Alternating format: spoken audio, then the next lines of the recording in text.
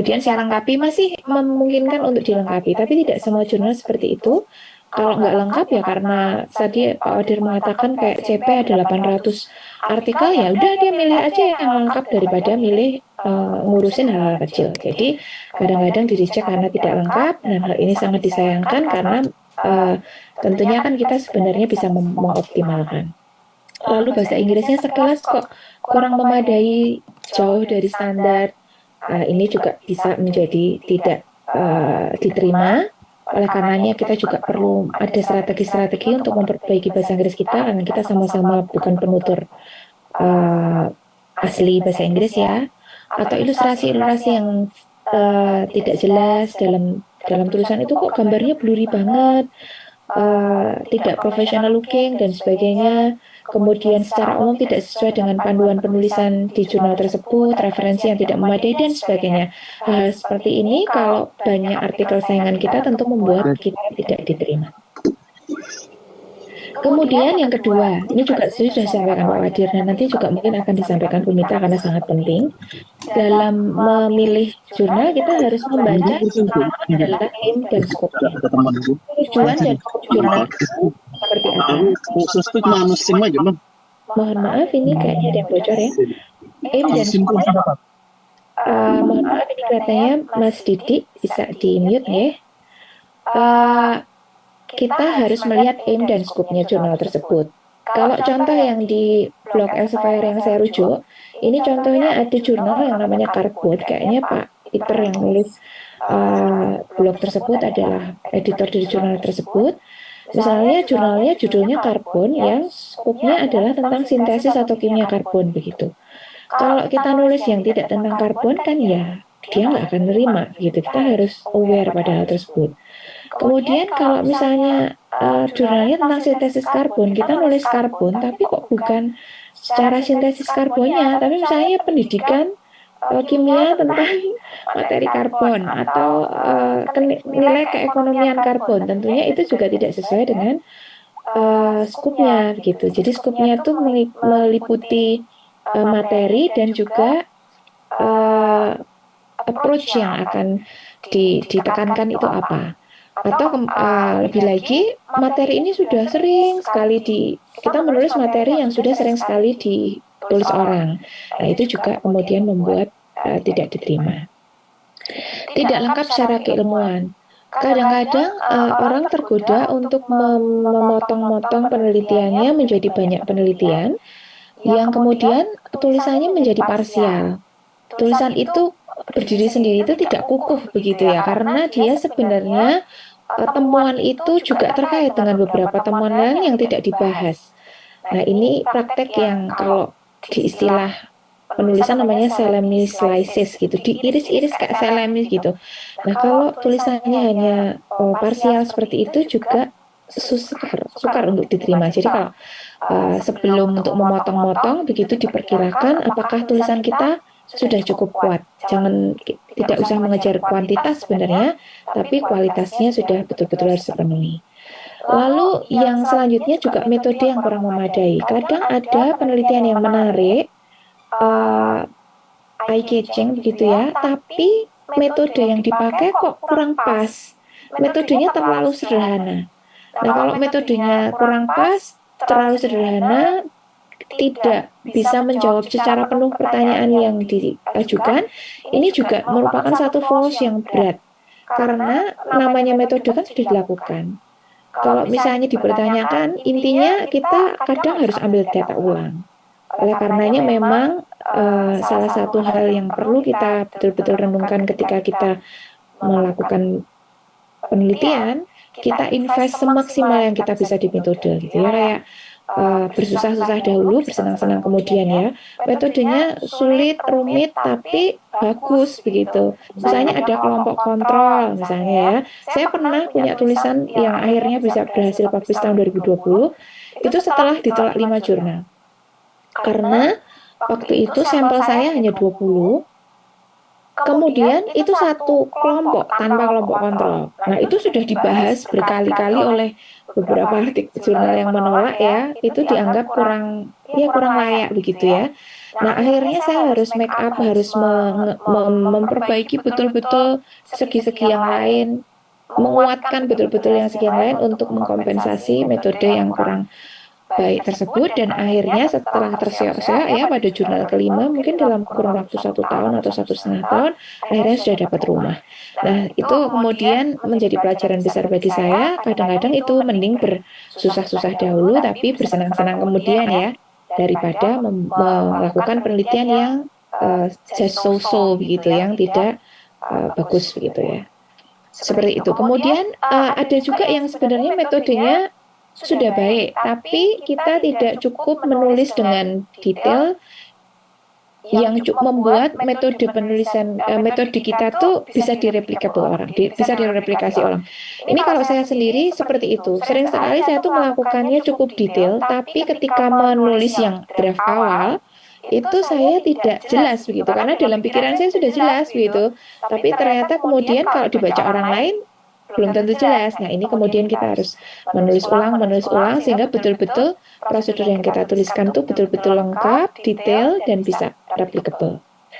Kemudian atau penggunaan analisis statistik yang tidak memadai, kita menggunakan, misalnya memiliki pertanyaan yang kompleks tapi kok menggunakan analisis statistik yang terlalu sederhana, atau menggunakan analisis statistik yang agak kuno begitu ya, banyak kelemahannya begitu, padahal sudah banyak analisis statistik yang baru yang sesuai dengan bidang tersebut. Ini juga bisa membuat disreject.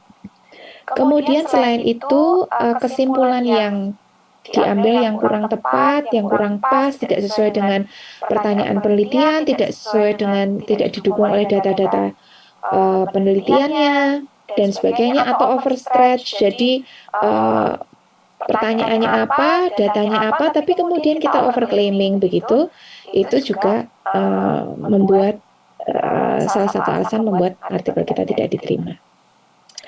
Lalu atau penulis yang menulisnya itu-itu saja, dia hanya merubah-rubah sedikit, merubah satu variabel, menambahkan sedikit metode, tapi tulisan dia itu juga sudah banyak begitu ya dari penulis yang sama. Nah, itu juga kemudian karena editor itu juga kemudian melihat rekam jejak penulisnya, ketika dia sudah menulisnya ini saja, extensionnya hanya sedikit, maka kemudian juga bisa menjadikan alasan untuk ditolak. Lalu ini kembali ketika kemudian bahasa di awal itu secara technical check bahasanya sudah lumayan gitu ya, tapi ketika kemudian setelah dibaca lebih lanjut ternyata masih sangat jauh dari standar akademik Inggris. Ini juga kemudian reviewer juga kadang-kadang menyarankan untuk tidak diterima, dan atau bahkan juga kadang menyarankan untuk diterima dengan catatan diperbaiki oleh proofreader dan sebagainya. Kemudian alasan yang terakhir, alasannya agak susah ini ya, karena agak subjektif ya. Dianggap tidak menarik begitu ya, dianggap tidak menarik topik kita begitu. Ini udah bosen, udah banyak sekali begitu ya, membosankan untuk editornya atau reviewernya. Nah, ini kemudian juga bisa menjadi alasan artikel itu ditolak. Oleh karenanya memang salah satu tipsnya adalah kita harus banyak membaca tren-tren apa yang sedang banyak peneliti-peneliti di area tersebut, di bidang tersebut tertarik, sehingga kita kemudian menulis sesuatu yang memang sedang banyak yang tertarik, seperti itu. Oke, itu adalah 8 hal yang menjadi alasan yang dikemukakan oleh salah satu editor Elsevier yang membuat artikel kita ditolak. Nah, kemudian berkaca dari itu, lalu bagaimana toh kita itu menulis supaya artikel kita bisa diterima, gitu ya, bisa diterima. Nah, beberapa strateginya, yang pertama, karena tulisan kita itu diawali dari penelitian kita, maka kita harus melakukan penelitian yang berkualitas. Nah, penelitian yang berkualitas diawali dari kita mengambil pertanyaan penelitian yang memang menarik, gitu, yang sedang trending lah istilahnya ya. sedang trending, banyak sedang digeluti oleh peneliti-peneliti yang lain dan sebagainya. Setelah kita memilih satu masalah yang menarik, lalu kita harus mencari desain dan metode yang tepat. Dan desain dan metode yang tepat itu tentunya disesuaikan dengan sumber daya kita. Kalau saya pribadi, saya akan memaksimalkan sumber daya yang saya punya untuk desain atau metode yang seoptimal mungkin, yang bisa saya lakukan begitu. Selama logistik saya masih memenuhi, saya akan mengoptimalkan metode daripada nanti harus melakukan penelitian ulang gitu ya. Jadi pertamanya pertanyaan yang menarik, desain yang menarik, lalu interpretasi dan penyajian data yang menarik. Dan dari sini juga perlu belajar bahwa di artikel-artikel yang diterima tuh biasanya metode statistiknya seperti apa, cara dia menyajikan datanya seperti apa. Karena cara menyajikan data yang jelas, yang bagus, yang tadi seperti yang saya katakan yang professional looking, itu juga sangat mempengaruhi artikel kita kelihatan manis begitu ya, kelihatan bagus, metode statistiknya layak, tabelnya bagus, figuresnya bagus, interpretasinya akurat dan sebagainya, itu juga akan sangat memudahkan dalam penulisan kita. Lalu selanjutnya, so what-nya jelas, take home message-nya jelas. Dari pertanyaannya apa, metodenya apa, lalu kita data itu kita olah secara akurat, kita sajikan dengan baik, lalu kesimpulannya itu so what, rekomendasi kita apa, implikasi praktis dan teoritisnya seperti apa. Nah, ketika sudah ada satu cerita yang koheren, yang diawali dari pertanyaan yang bagus, metode yang jelas, penyajian hasil yang baik, kemudian diskusi dan kesimpulan yang baik dan disertai implikasi. Nah, ini tinggal kita kemudian menuliskan gitu. Jadi diawali dari penelitian yang berkualitas, kita bisa menuliskan suatu artikel yang berkualitas. Lalu ada hal lagi juga yang saya ingatkan, bahwa sekarang ini sebagian besar jurnal itu meminta ethical clearance. Jadi terutama bagi penelitian-penelitian yang pada manusia. Kalau misalnya penelitian itu systematic review dan sebagainya, ya tentunya tidak ya. Tapi penelitian-penelitian yang membutuhkan ethical clearance itu tolong sejak awal sebelum mengambil data kita apply untuk ethical clearance. Alhamdulillah di UNY sudah ada, sangat mudah, sangat sangat cepat gitu ya. Itu sangat terbantu dengan adanya komisi etik di UNY. Kalau dulu saya biasanya di UGM itu prosesnya cukup lama, biasanya 1,5 bulan, 2 bulan, sedangkan di UNY hitungannya hanya ya berapa minggu, 2 minggu maksimal gitu sudah bisa kita dapat. Lalu di dalam penelitian kita juga dituliskan bahwa penelitian kita sudah mendapatkan ethical clearance nomor berapa dan sudah mematuhi standar etika penelitian yang berlaku, terutama pada penelitian-penelitian misalnya penelitian pendidikan pada siswa dan sebagainya. Hal ini sangat penting.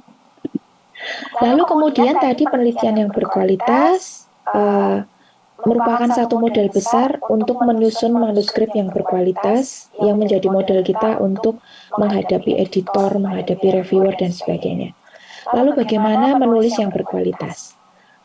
Nanti saya akan meng-share satu YouTube yang juga beberapa tahun yang lalu saya baca dan saya mempengaruhi saya dalam menulis begitu ya. Tapi sebelumnya mungkin ada beberapa yang akan saya sampaikan. Manuskrip yang berkualitas itu diawali dari literatur review atau membaca yang berkualitas. Salah satu yang saya ingat juga, saya juga belajar banyak dari senior-senior, salah satunya Prof. Heri, Korprodi S2 PEP. Beliau mengatakan kepada saya ya, dan juga pada teman-teman yang lain, beliau juga salah satu mentor saya, menulis itu sebenarnya hasil tulisan kita itu luberan dari apa yang kita serap begitu ya, sehingga ketika kita membaca banyak itu akan menginspirasi bacaan kita yang berkualitas, akan menuntun tulisan kita yang berkualitas gitu. Kalau dari awal saya tidak punya materi-materi yang berkualitas, ya bagaimana saya bisa menulis yang berkualitas? Saya perlu inputan dari penulis-penulis sebelum saya, dan saya harus punya satu kemampuan untuk bisa mengambil hal-hal inti yang berkualitas dari tulisan yang banyak. Saya bisa harus bisa membedakan mana artikel yang esensial, yang salient, yang perlu saya rujuk, mana yang tidak perlu saya rujuk, begitu ya. Seperti itu. Itu satu yang perlu saya tekankan. Kemudian di zaman sekarang ini kelihatannya rugi sekali kalau kita setelah sudah akan siap menulis itu tidak menggunakan bantuan-bantuan dari berbagai tools yang bisa kita gunakan. Ini salah beberapa tools yang biasa saya pakai ya. Pertama Grammarly. Grammarly bisa yang biasa, bisa yang premium.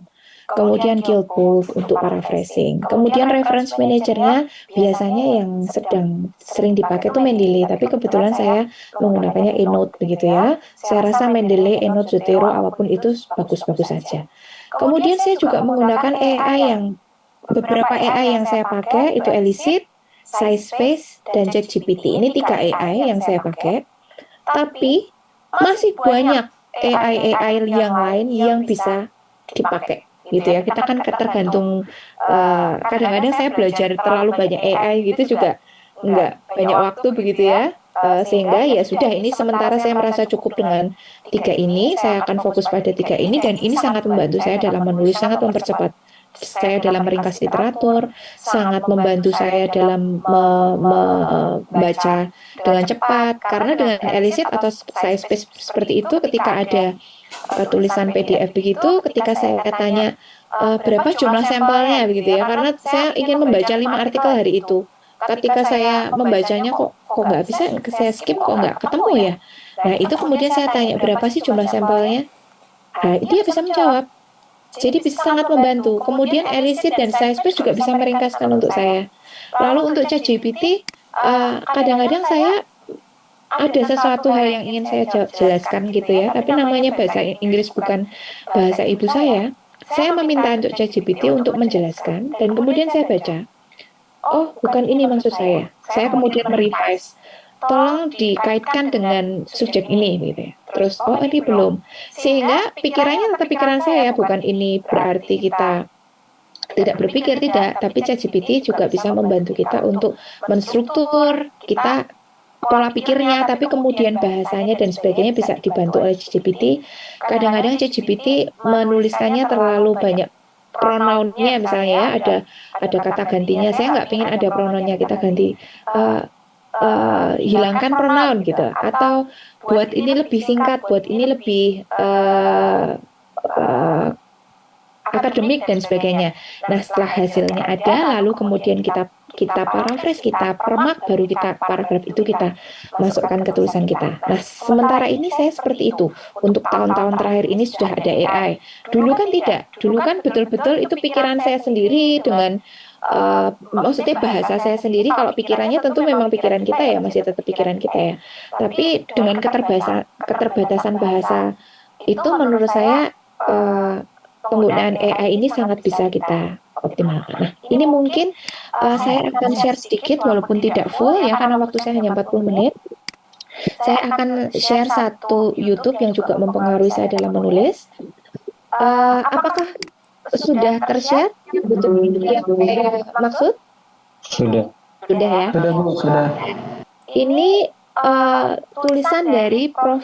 Pitkar. Ini beliau adalah chemist ya, academician begitu. Terus judulnya itu yang memang threatening gitu. Judulnya bagaimana menulis a paper in a weekend gitu ya. Nggak mungkin banget kan ya. Nah ini yang dimaksud Prof. Kar ini adalah membuat first draft. Tapi dengan catatan kita udah punya literature review, kita udah punya catatan-catatan, penelitian kita udah rampung, kita sudah punya gambaran bahwa hasilnya akan seperti apa, kita sudah analisis dan sebagainya, ini tinggal nata gitu. Ini maksudnya Prof. Kar seperti itu. Lalu kita akan coba, kita mungkin tidak akan 11 menit lihat, ini mungkin nanti di waktu tersendiri saja, silahkan dilihat. Chemistry. I'd like to talk to you this afternoon about how to go about writing a research paper. Over the years, mungkin saya singkat saja. Jadi ada timeline-nya. Ini ada yang berbaik hati membuatkan timeline untuk kita. Di bagian bawah kelihatannya ya. Baca selengkapnya. Oke ya. Jadi Profesor Kar ini menyampaikan bahwa dalam menulis di weekend itu ya, di 2 hari Sabtu Minggu itu, begitu, kita ada pekerjaan awal dan atau pikiran awal kita dan kemudian menuliskan. Pekerjaan awal yang diasumsikan sudah, itu kita sudah punya catatan-catatan bacaan, artikel-artikel model yang kita pilih, yang sesuai dengan topik itu, sehingga kita sudah punya contoh-contoh benchmark gitu ya. Lalu poin-poin penting apa saja yang kita akan sampaikan, itu secara umum sudah ada. Kalau saya bayangkan kalau mau masak, itu wortelnya sudah ada, kentangnya sudah ada, seledrinya sudah ada dan sebagainya dengan niatan membuat sop gitu ya. Walaupun nanti kan kentangnya mau diiris kayak apa, wortelnya mau kayak apa, mungkin masih akan ada renungan. Tapi secara garis besar sudah ada materi. Lalu kita juga sudah menetapkan kita menulis itu untuk apa? Untuk artikel jurnal yang mana? Audiensnya siapa? Misalnya saya menulis ke jurnal yang lebih umum begitu ya. Saya menulis low back pain gitu, tapi jurnalnya ke jurnal kesehatan, itu tentunya saya nulisnya beda dengan saya nulis low back pain ke jurnal fisioterapi. Kalau ke jurnal fisioterapi yang umum-umum saya nggak akan tulis. Tapi saya akan tulis yang lebih detail, lebih dalam. Kalau saya nulis low back pain ke jurnal kesehatan yang lebih umum, tentunya saya akan bisa berempati pada pembaca saya. Tidak semua pembaca saya tahu tentang low back pain, beda dengan kalau jurnalnya itu jurnal fisioterapi. Hal semacam itu perlu kita pikirkan untuk membuat strategi tulisan kita, kedalamannya atau materinya akan seperti apa. Lalu secara umum kita juga sudah akan tahu kira-kira jalan ceritanya seperti apa, karena pada dasarnya kita ini akan bercerita. Kita itu akan bercerita tentang saya itu melakukan penelitian apa, mengapa ini menarik, mengapa perlu dilakukan, kemudian kenapa saya melakukan dengan menggunakan metode ini, lalu hasilnya apa, lalu kemudian kesimpulannya apa, dan implikasinya apa. Itu kan suatu cerita sebenarnya, suatu cerita yang runtut begitu, yang harusnya misalnya dalam 2 atau 3 menit ketika kita ceritakan orang itu jelas. Jadi sebenarnya ada take home message yang jelas begitu ya, kohesif ya. Kita udah tahu big picture-nya, cuma kita sekarang mau mempolishnya untuk menjadi satu artikel.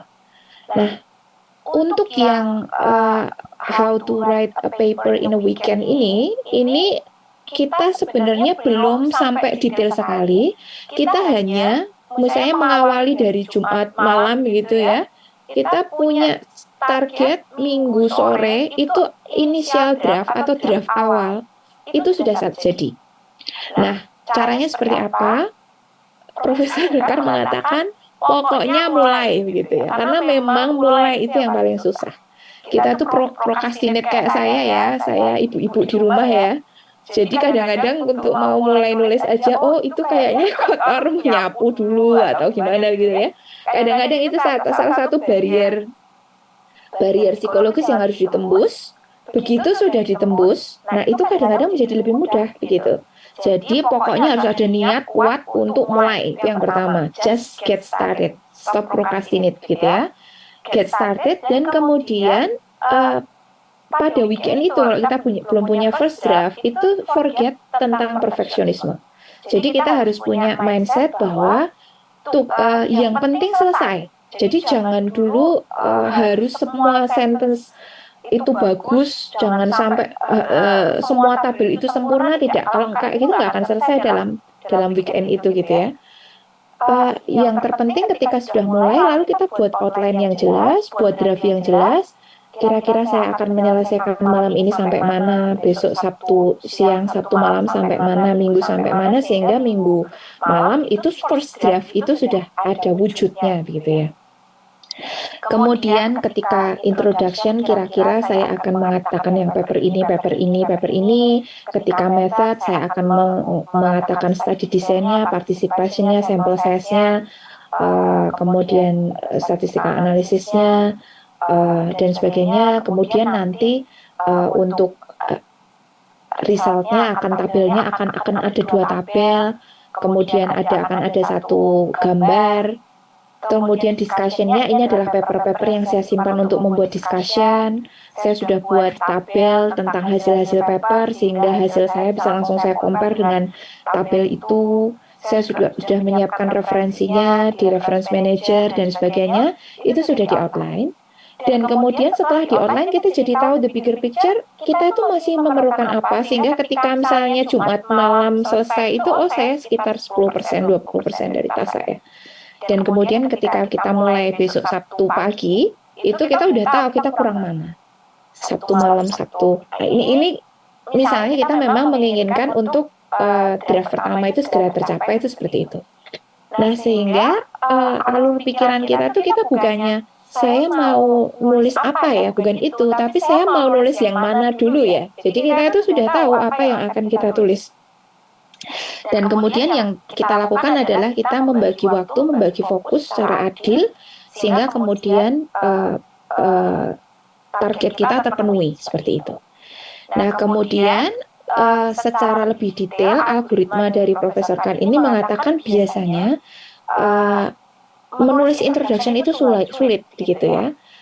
Seperti ya, itu hal yang saya lakukan juga. Saya biasanya introduction itu andaikan saya tulis pun, saya tulis itu sangat-sangat tidak memuaskan gitu ya, tapi saya lewati. Nah, yang saya cermati dan saya tulis dengan agak bagus secara langsung, agak langsung, itu adalah metode dan kemudian hasil. Nah, jadi metode dan hasil itu relatif kalau menurut saya paling mudah, paling enggak di fak saya itu seperti itu. Sebenarnya itu kan sudah dicicil pada saat kita penelitian gitu kan. Kita sudah memikirkan metodenya seperti apa, sehingga ini tinggal dituliskan. Nah, kemudian selanjutnya adalah discussion. Ini juga cukup sulit. Menurut saya juga sangat sulit ya, sama sulitnya dengan introduction kalau menurut saya.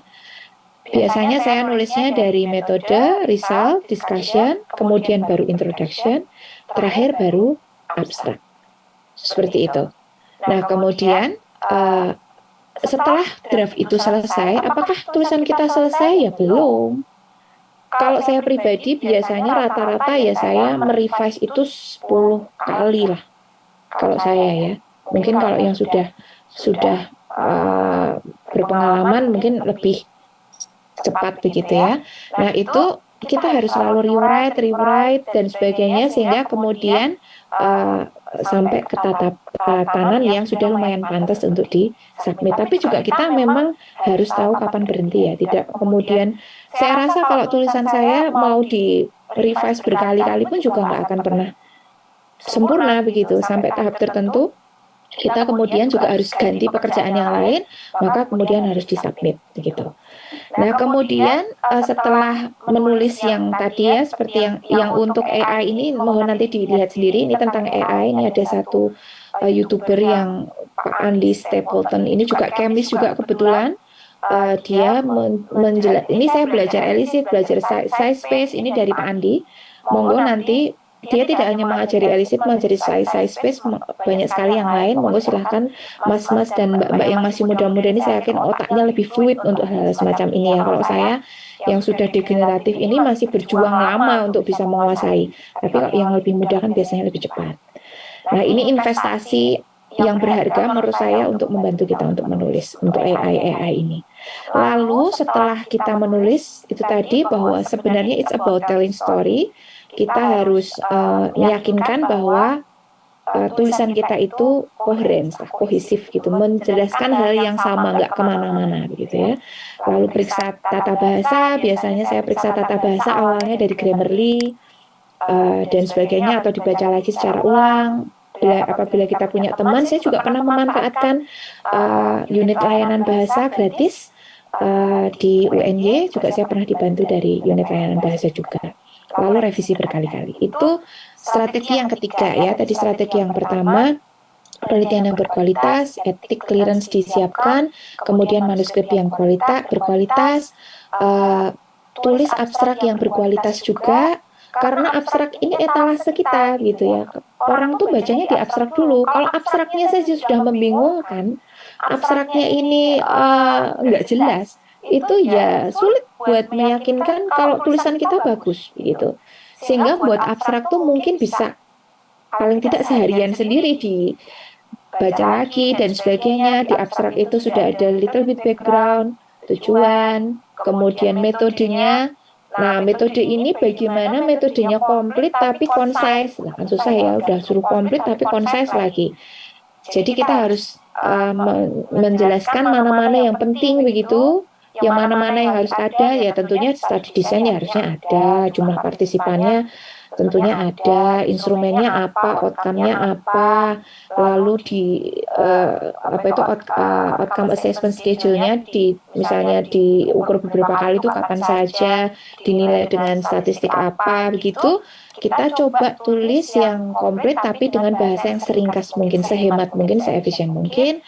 Lalu hasilnya juga kita juga berusaha untuk membuat sesuatu yang singkat itu lebih sulit daripada membuat sesuatu yang panjang. Oleh karenanya buat abstrak itu tidak mudah. Jadi bagaimana caranya komplit tapi concise itu kadang-kadang orang ngejar concise-nya jadi nggak komplit, atau ngejar komplitnya jadi terlalu bertele-tele. Nah itu adalah perlu perbaikan. Ini ChatGPT juga sangat membantu nih. Misalnya saya buat komplit dulu. Waduh kok 500 kata. Padahal harusnya hanya 250 kata. Lalu saya taruh di ChatGPT. Make it more concise. Lalu saya baca, oh iya ya, ini saya terlalu boros kata-kata di sini. Ini kelihatannya bagus. Oh ini jangan, ini harus ditulis, ini harus dimasukkan. Nah seperti itu juga sangat membantu. Seperti itu. Lalu gunakan kata kunci. Mas dan Mbak sekalian, Bapak Ibu sekalian, kata kunci itu sering sekali ada kekeliruan. Kita menggunakan kata kunci itu menggunakan kata-kata yang ada di title maupun kata-kata yang di abstrak, itu sebenarnya merugikan kita. Kata kunci itu sebenarnya dibuat oleh jurnal yang membuat artikel kita traceable. Artikel kita bisa di-trace dari title, bisa dari abstrak, dan bisa dari kata kunci. Nah, kalau misalnya ya, kita bisa menemukan kata kunci yang luas, yang tepat, tidak ada di judul, tidak ada di abstrak, itu akan membuat visibilitas tulisan kita akan menjadi lebih baik. Seperti itu. Khusus untuk fak-fak tertentu, misalnya fak-fak kesehatan, kata kunci ini juga sudah ada standarisasinya. Misalnya subject heading yang di medical itu sudah, misalnya saya buat physical activity, itu nggak mengenali subject headingnya, karena subject headingnya adalah exercise. Karena physical activity itu ada di bawah subject heading exercise. Ketika saya menggunakan kata kunci exercise, itu akan lebih luas dan akan traceable atau lebih visible. Mungkin hal ini bisa dipelajari lebih lanjut ya, bagaimana strategi memilih kata kunci yang tepat. Lalu, yang tidak kalah pentingnya ya, strategi selanjutnya adalah memilih jurnal yang baik. Ini sangat amat penting. Jangan sampai tulisan kita yang sudah susah-susah kita tulis itu menjadi sia-sia karena dia masuk ke jurnal yang predatory. Nah, eman-eman sekali kalau seperti itu. Nah, oleh karenanya betul-betul jangan gegabah dalam memilih jurnal yang kita akan submit. Ada satu web yang juga membantu kita yang namanya Think, Check, and Submit. Kita harus pikirkan dulu jurnalnya apa saja yang akan menjadi target kita, dicek betul-betul apakah kalau misalnya terindeks Scopus, apakah masih terindeks, apakah ada kecurigaan dia nanti nggak akan terindeks. Ya ini ya ada menduga-menduganya salah satunya bagaimana, salah satunya misalnya kok terbitannya akhir-akhir ini kok banyak sekali begitu. Yang tadinya beberapa tahun yang lalu 1 tahun hanya menerbitkan 50, kok sekarang jadi 300, 400. Nah ini awas, hati-hati. Walaupun dia masih terindeks, tapi ini merupakan track record yang tidak baik begitu ya. Suatu ketika banyak yang kemudian didiscontinue. Jadi setelah think, cek itu melihat dari scopusnya, dari coveragenya, melihat dari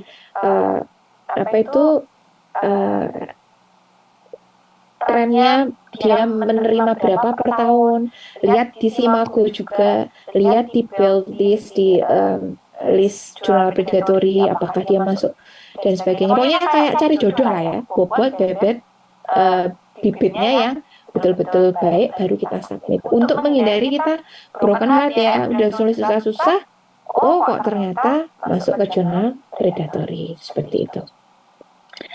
Nah, kemudian ini untuk Belis bisa dilihat kalau kita sudah lihat di Scopus, Imago, Web of Science, mungkin kita cek di Belis, kita uh, usahakan jangan masuk ke Belis ya, walaupun Belis ini kontroversi juga sih. Kadang-kadang ada beberapa yang masih kayak appeal gitu. Kok aku dimasukkan Belis, mentang-mentang aku open access yang bayar gitu ya. Jadi ya, tapi kalau saya sendiri cari amannya ya, walaupun itu masih kontroversi. Kalau saya pribadi kalau masuk ke jurnal list Belis, saya tidak recommended untuk memasukkan begitu ya. Nah, lalu ketika memilih jurnal ya, kita sudah punya beberapa pilihan jurnal begitu, lalu kita lihat, kita timbang dari berbagai sisi. Sisi apa saja yang perlu kita timbang? Daftar jurnal itu perlu kita timbang dari kuartilnya misalnya ya. Tentunya sesuai dengan kepedean kita ya. Kalau kita masih belajar, tentunya kita akan fokus ke keempat, Q4, Q3. Kalau kita merasa sudah berpengalaman ya kita bisa Q2, Q1 begitu ya.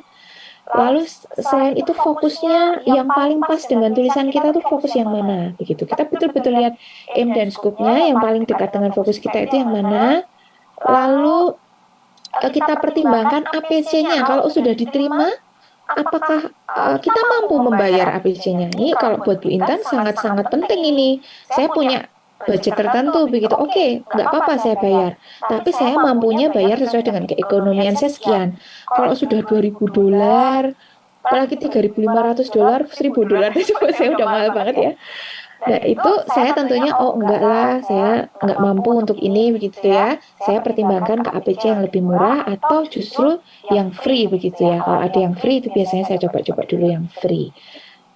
Kemudian juga ada lagi, apakah kita harus open access?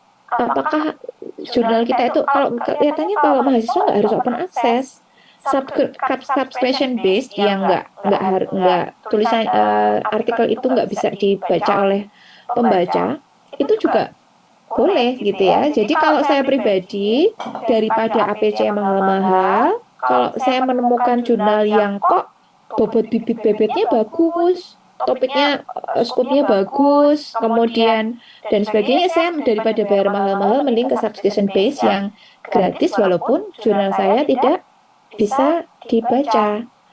Nah, subscription base itu juga kita lihat ada yang green policy access, bahwa walaupun subscription base itu kita nggak terbuka begitu ya, tapi kita bisa archive atau mengupload itu di ResearchGate atau di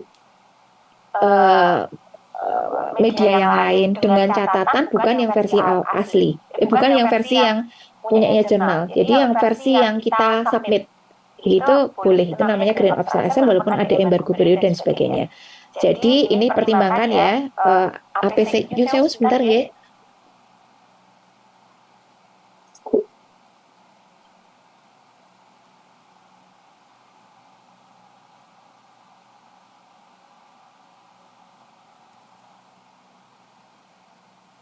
Oke, mohon maaf ya. Jadi seperti itu, lalu kita buat daftarnya, lalu setelah daftar itu ada daftar pertama, daftar kedua, daftar ketiga, kita urutkan sesuai prioritas.